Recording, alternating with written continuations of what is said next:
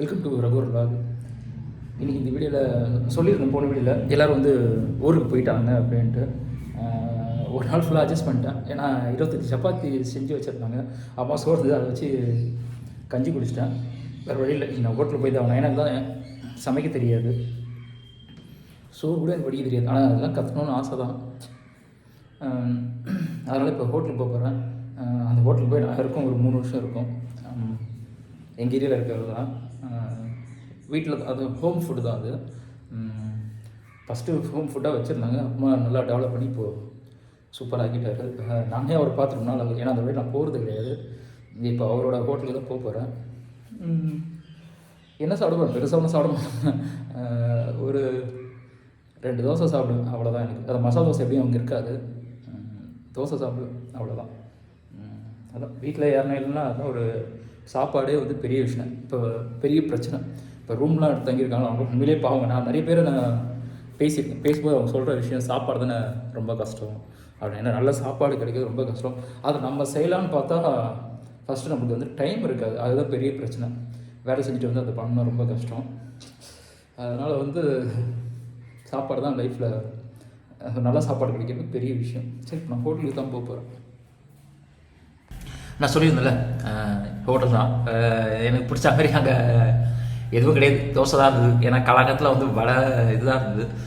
சரி, அப்போ எனக்கு ஒரு நைஸ் மட்டும் போடுங்க அப்படின்னா நைஸ் மட்டும் போடுது. ஆனால் நான் போகும்போது அங்கே நான் பார்த்த பழைய ஆள் யாருமே இல்லைங்க. ஏன்னா நான் போய் கொஞ்ச நாள் ஆச்சு. நம்மளுக்கு தெரிஞ்ச எல்லோரும் மாறிட்டாங்க போல இருக்குது. அதெல்லாம் 2 நைஸ் மட்டும் எனக்கு போட்டு விடுங்க அப்படின்னா போட்டு கொடுத்தாங்க. ஓகே, பெருசாக இருந்தாலும் ஓரளவுக்கு பரவாயில்லைங்க. நம்மளுக்கு வயிறு ரொம்பனா போதும். ஏன்னா வந்து நான் ருசிக்கு சாப்பிடல. வீட்டில் இருக்கும்போது ருசி எதிர்பார்க்கலாம், வெளியில் இருக்கும்போது நம்ம ருசி எதிர்பார்க்கவே முடியாதுங்க. பசிக்கு தான் சாப்பிட்றோம். மதியானத்துக்கு என்ன பண்ணலாம் அப்படின்னு யோசித்தேன். சரி, மதியானத்துக்கு சரி இங்கிறதே வந்து எதனா வாங்கிட்டு போயிடணும் அப்படின்னு நினச்சேன். ஏன்னா அலைய முடியல, மறுபடியும் மதியானம் வரணும்.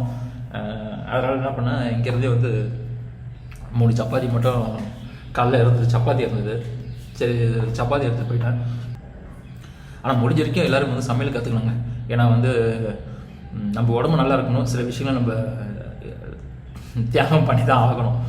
ஆனால் வெளியில் அப்படிங்கும்போது அவங்க வந்து எப்பவுமே காசுக்காக தான் பண்ணுவாங்க. அவங்களுக்கு வந்து மற்றவங்க ஏதாக இருக்கணும் என்ன இருக்கணும்லாம் பார்க்க மாட்டாங்க. அவங்களுக்கு தேவை வந்து காசு. அதுக்காக வந்து அவங்க சில விஷயங்களை வந்து பண்ணுவாங்க. நம்ம ஒரு நாள் 2 நாள்னா பிரச்சனை கிடையாது. ஆனால் எப்போவுமே அங்கே சாப்பிட்றோம் அப்படின்னா டெஃபினட்டாக உடம்புக்கு கெடுதல் தாங்க.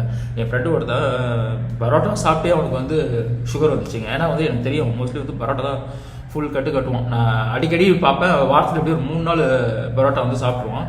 இப்போ அவனுக்கு சுகர் இருக்குது. எதுக்காக சொல்கிறேன் அப்படின்னா, நான் கூட இந்த டாக்டர்லாம் சொல்லும்போது மைதா எடுக்காதீங்க, அது வந்து கழிவு தான், அதை சாப்பிடும்போது சுகர்லாம் வரும் அப்படின்னு கேள்விப்பட்டேன். ஆனால் உண்மை வந்து அவனுக்கு வந்திருக்கு. ஏன்னா அவன் அடிக்கடி சாப்பிடுவான். என்ன கேட்பான், நான் சாப்பிட மாட்டேன்.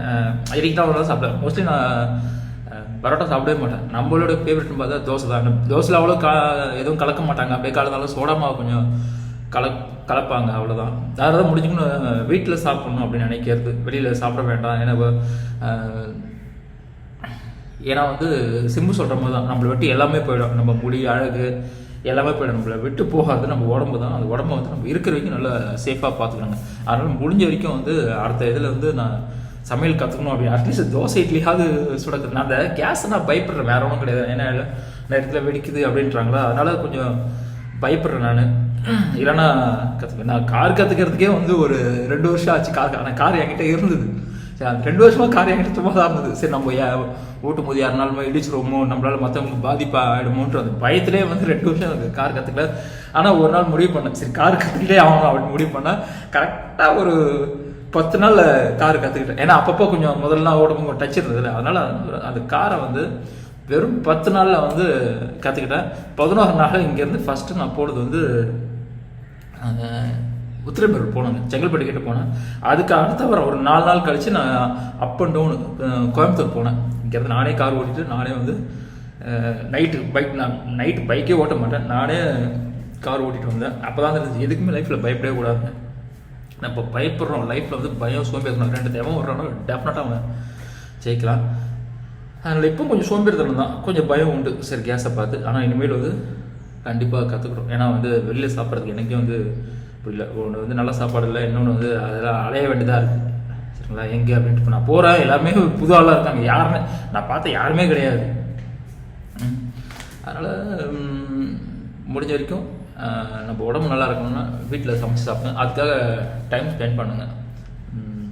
சரி, ஓகே. வீடியோ பார்த்த எல்லாருக்கும் வந்து ரொம்ப தேங்க்ஸுங்க. நான் தோசை குறை சொல்ல, தோசை வந்து வீட்டில் சாப்பாடா மாதிரி தோசை வரல அப்படின்னு, அவ்வளோதான், வேற ஒன்றும் கிடையாது. சரி, ஓகே. வீடியோ பார்த்த எல்லாருக்கும் வந்து ரொம்ப நன்றிங்க.